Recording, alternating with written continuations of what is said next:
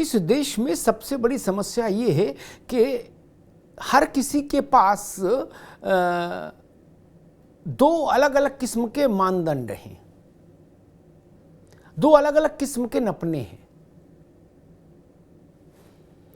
आपको याद होगा जब बीबीसी की डॉक्यूमेंट्री का मसला आया था, जो उसने गोधरा के दंगे और उसके बाद की परिस्थिति पर बनाई थी,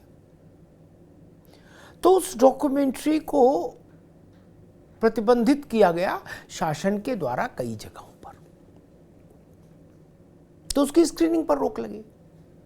और शासन का तर्क ये था कि ये भारत की छवि को खराब करने का एक विदेशी हस्तक्षेप है, और स्वाभाविक भी, बीबीसी भारतीय संस्थान नहीं है। तो उस वक्त जिन लोगों ने ये कहा कि अभिव्यक्ति की आजादी का गला घोंट दिया गया, सच्चाई को सामने आने से रोक दिया गया, आदि आदि, सेकुलरिज्म पर हमला बता दिया जिन लोगों ने उस प्रतिबंध को, वही लोग आज कह रहे हैं कि the Kerala files, the Kerala story film नहीं चलनी चाहिए, ये हर जगह प्रतिबंधित होनी चाहिए। क्यों?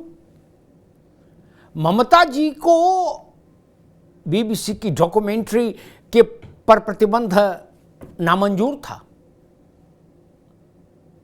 लेकिन ये केरला वाली कहानी नहीं चलेगी, उनके राज्य में दीदी ने बैन कर दिया।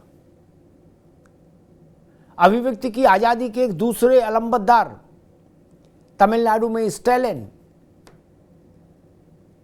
भारत के खिलाफ प्रोपोगंडा करने वाली डॉक्यूमेंट्री मंजूर थी, लेकिन केरल की कहानी बताने वाली डॉक्यूमेंट्री मंजूर नहीं, फिल्म मंजूर नहीं, प्रतिबंधित।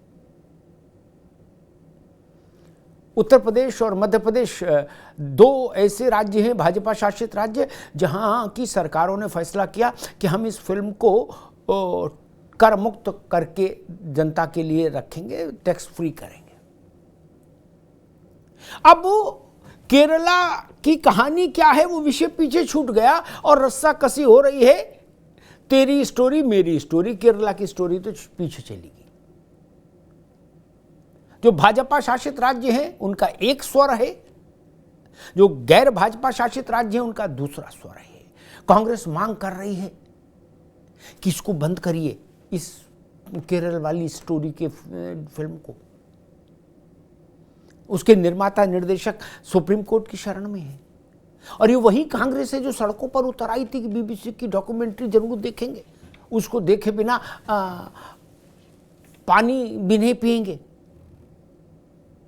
और अगर वो डॉक्यूमेंट्री भारत में नहीं दिखाई गई खुलेआम, तो सूर्य पश्चिम से उगने लगेगा पूरब के स्थान पर। ये वही लोग हैं ना जो ये मांग कर रहे थे। आज पैमाना बिल्कुल बदल गया। कहा जा रहा है धार्मिक सद्भाव के खिलाफ है ये फिल्म। ये वैसे मसला है कि असद एनकाउंटर में मारा जाए तो लोकतंत्र मर गया, संविधान मर गया, कानून मर गया, भाईचारा मर गया, गंगा जमुना संस्कृति मर गई, सब मर गए। और अनिल दुजाना नाम का अपराधी एनकाउंटर में मारा जाए तो कोई नहीं मरा, सिर्फ अनिल दुजाना मरा। ये आपने देखा होगा राजनीतिक लोगों की प्रतिक्रिया का ये अंतर। वही स्थिति अब इस नए विवाद में है। आप इधर नहीं, इससे साबित होता है कि ऐसे लोगों का अभिव्यक्ति की आजादी से, लोकतंत्र से कोई लेना देना नहीं। उन्हें अपनी पार्टी की, अपनी विचारधारा की, अपनी रणनीति की पोजीशनिंग के हिसाब से ही प्रतिक्रिया देनी होगी।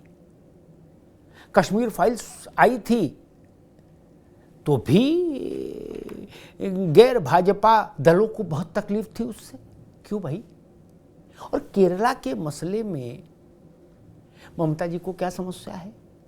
स्टालिन को क्या समस्या है? क्या लब जिहाद, धर्मांतरण और ISIS, ये सच्चाई नहीं है भारत की?